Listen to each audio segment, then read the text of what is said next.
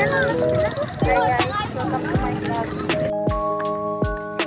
Panibagong araw, panibagong pasok na naman. Yes, nakakapagod. Pero walang magagawa na pagkainin. Para rin sa kinabukasan sa pangarap mo sa buhay. Walang mahirap. Kung talagang gusto mo makapagtapos, walang makakahadlang. Kung talagang gusto mo makapagtapos, hirap man pagtitiisin para sa magandang kinabukasan. Lahat ay gagawin. Abot lang ang nais ng puso.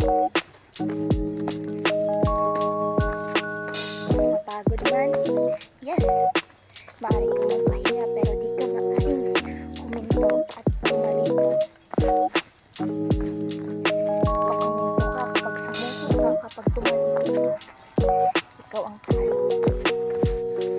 Kasi walang araw na re-realize mo na sana nagpatuloy ako, na sana maabot ko na yung pangarap ko kung nagpatuloy ako.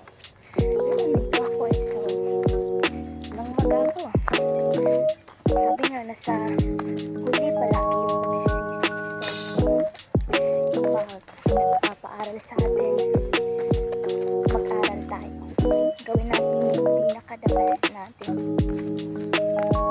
para maging successful tayo in the future.